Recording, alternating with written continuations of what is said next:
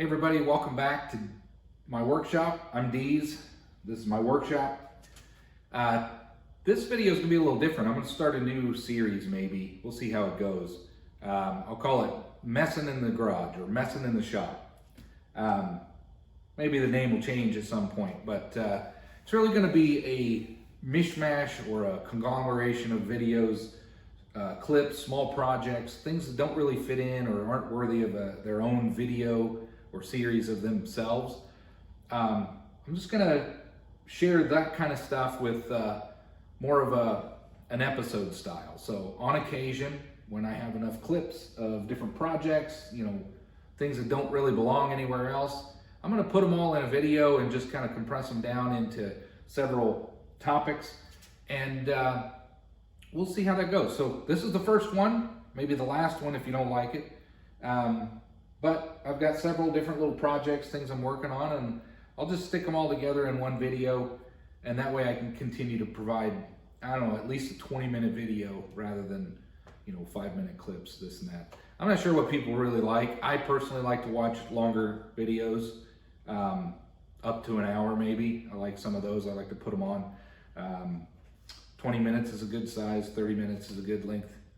But anyway, here it is, my inaugural Messing in the Garage video, name subject to change. Next thing I got is this little jar. Why do I have a candle out here? Well, I thought, as I was getting into hot bluing items, I don't always need a large jar of oil for what I'm hot bluing. I got this jar here. I thought, there might be a screw or a small part that I want to hot blue, and I thought this would be perfect size for that. It's basically it's a spent candle. There's nothing else. It won't really light any further. But I'm thinking I'll melt the rest of this candle, the wax out of this thing, and get it cleaned up. But I just thought I'd share that. Look around the house for different things, containers that you can use when you're working on projects, but I think this will be good. I'll show it once I have that cleaned up. Another thing I think I'm going to, a couple project ideas that I have. I want to make a proper sized tool post holder similar to the one I have on the lathe now. I've shown this before, but we'll show it again.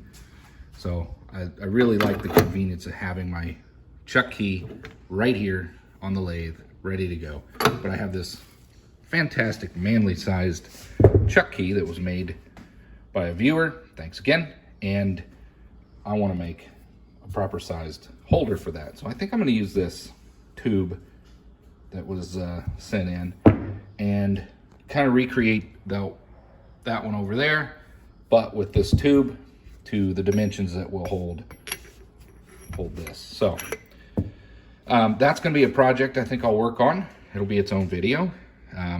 Just thought I would share that idea with you, see what you thought. Maybe you got some fantastic ideas this time. Again, I don't weld, I don't have a welder, so I'm probably gonna have to make a plate and use magnets again. The magnets really work out nice, so you can put it on and take it off. I like that idea.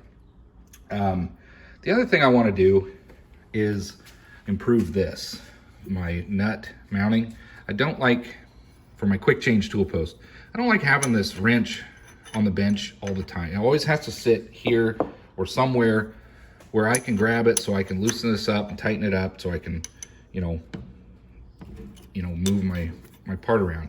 What I think I'd like to do is make another handle similar to this knob here. The top of it might look like this or very close, but a threaded rod that basically will be a nut, but it'll have a top on it like this down here with a handle about this same angle, maybe a little higher, and that way I can tighten and loosen this so I can move it around quickly, and I don't have this wrench just laying around. So that's another project idea that I thought I'd be working on. So just want to share that. If you have any ideas for short projects, small lathe improvement projects that a beginner can work on, let me know. Again, part of this channel is to share those beginner ideas with other newcomers to the hobby. that's what I'm doing. I'm a newbie trying to learn it, gaining more confidence as I move on and make new projects, and then continue to improve parts of the lathe. But hopefully I'm inspiring some other folks out there to do the same. And yeah, so I like to share these projects, and most of you out there are very helpful, positive, and have really pushed me along and keep me motivated to go. So thank you for that.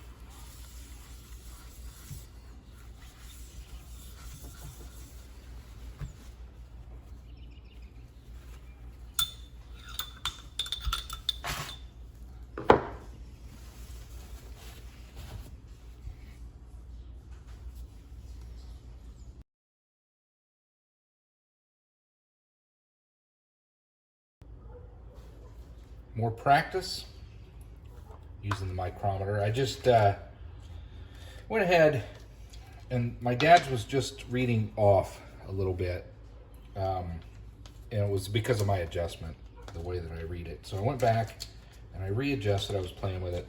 I just want to see how we got this. I'm gonna use this gauge block.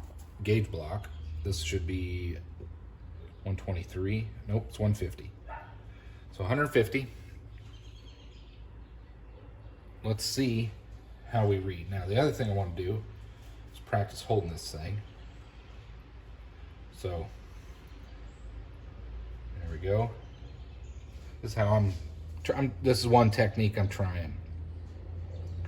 And I know you're gonna say if you hold it too much, you're gonna potentially warm up the frame. And yeah, you're probably right. All right, there we go. I'm messing up here. I gotta practice. There we go. So what I'm trying to do is get, maybe that'll work. See if that works, huh? I know that'll put some heat into the frame, but that gives me a lot more control. Oh yeah. So that reads, see, this is what I'm trying to get this to read right at the 0. So that's reading a little bit over, so 151 thou, which I'm sure this gauge block is not. Let's try another corner.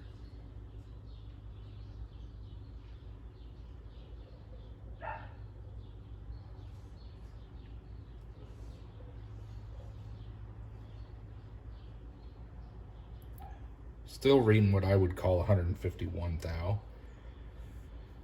And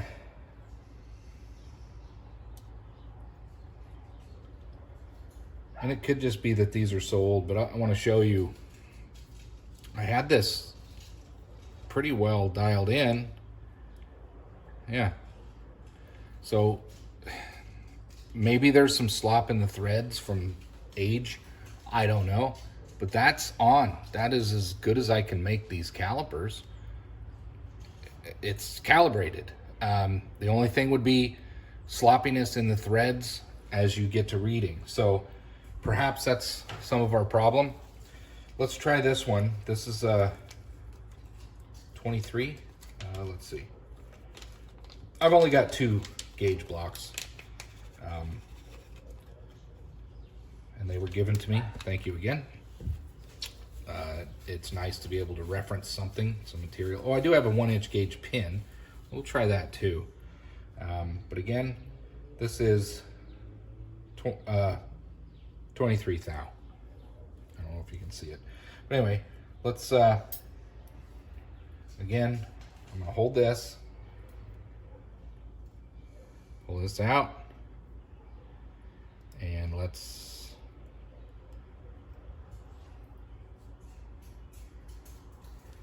so we are at, I bumped it, do that again.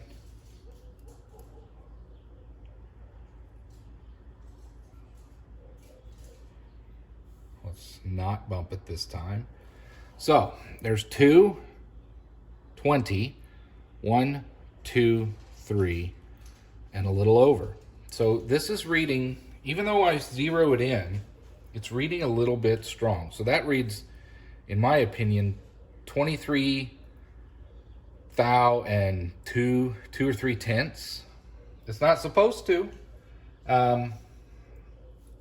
Let's compare it again to these guys here, these Fowlers.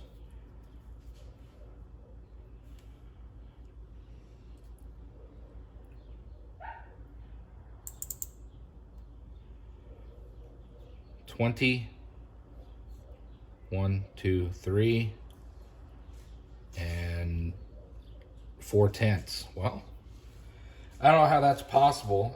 This is a gauge block. Again, I want to say that I'm doing something wrong, or maybe I've got fuzz or something on it. Let's clean some stuff off here. Let's try again. But this should be reading 23 thou on the money.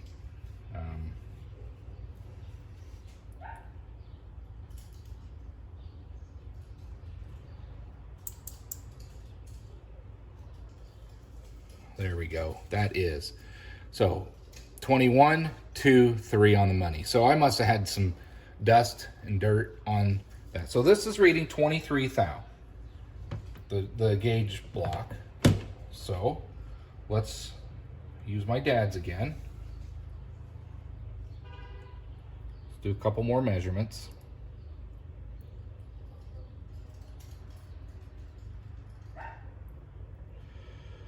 $21, 2, 3, and like 2 tenths. Let's clean this off again.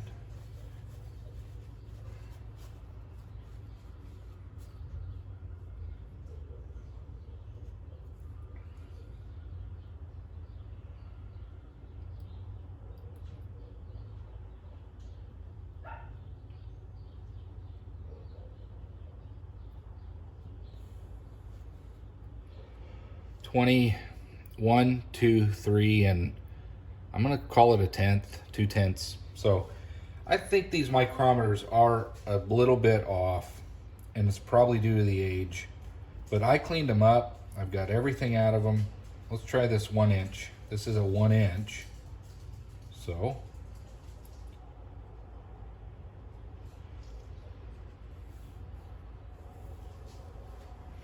let's put this gauge pin in there.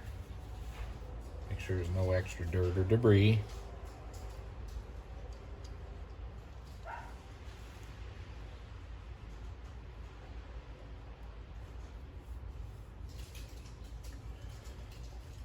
Well, that reads on pretty darn close, so a little, it's maybe a 1/10 over. Well, anyway, I just wanted to keep using this and practicing my technique. I think I've got a way to hold this that will work for me.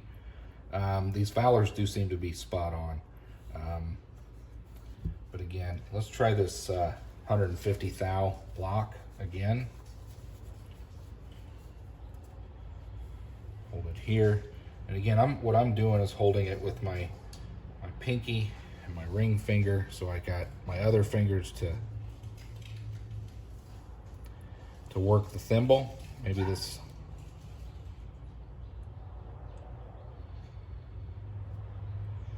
That's a little better. It's just a thou over maybe. Anyway, just having fun, messing around. I did recalibrate this. It's a little bit better than it was. I'll keep playing with it, but I do like using it because it was my dad's. But yeah, if it's calibrated to the anvil, I don't know what else I can do with that. It's got to just be age, quality. But at any rate, I still like this Fowler. Very nice. I'm gonna put this stuff away. And anyway, hope you enjoyed this. Just me messing around in the garage, cleaning up, doing some things. I got some new tools.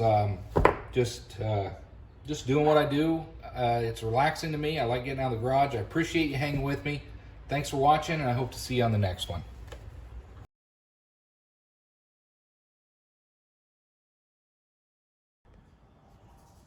All right, I'm just going to tack this onto my miscellaneous video.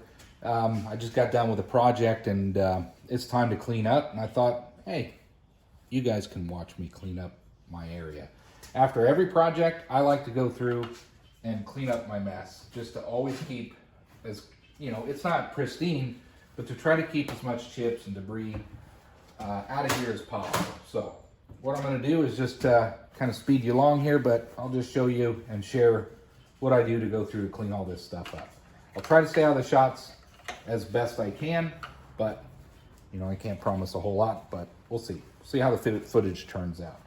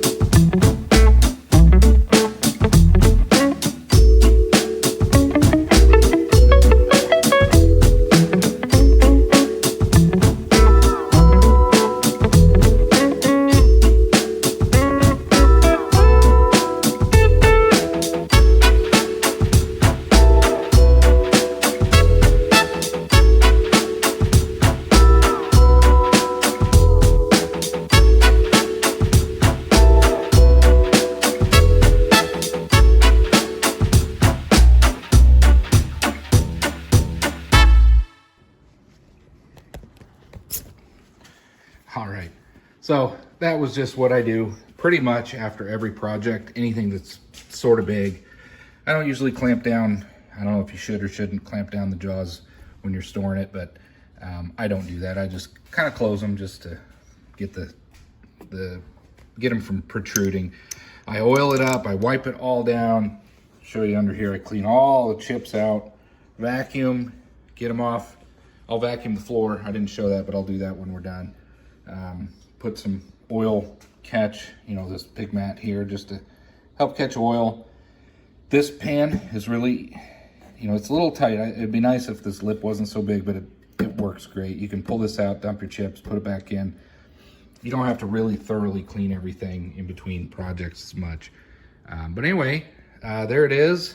Everything's tight and solid and ready to go for the next project. Tailstock's good, nice and locked. I got all the ways cleaned up, oiled up. Everything's moving smoothly like it should. Got all the chips out of the back, cleaned up back here. Anyway, that's what I do. Just thought I'd show you. I do that every time after any major project. So there you go.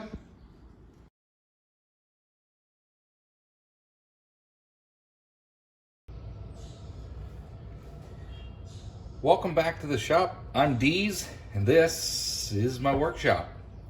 Today's just going to be kind of just some thoughts and project planning. What am I going to do next? I haven't been in the garage for a few weeks. It's been spring break. We've been really busy with birthdays and family visits and vacations for spring break, kids getting them off to college or college visits, things like that. So haven't been in the garage for a couple weeks. I'm itching to get back out here and start some new projects. So today you're just going to hear me rambling on a little bit about some of those projects while I tinker around and kind of clean some things up, show you some project ideas, and show you maybe a couple new tools that I got, things like that. So I'll describe why I'm showing this collet chuck to begin with. The collet chuck came with your standard collet ER40 nut, and that's fine. It works fine, and probably for my purposes it would never be an issue in the life of it. But it was recommended to me by one of the subscribers that you should get a bearing style ER40 collet nut. I didn't know much about that. Again, I'm new to all of this. I'm learning as I go.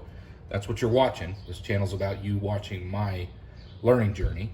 You're gonna see me make mistakes. You're gonna see me learn along the way, and I'm sharing that experience with you. So what I thought, well, why would I need that? I already have a lock nut. That's fine. It works. When from my research, there might be other reasons. Go ahead and share those down in the comments.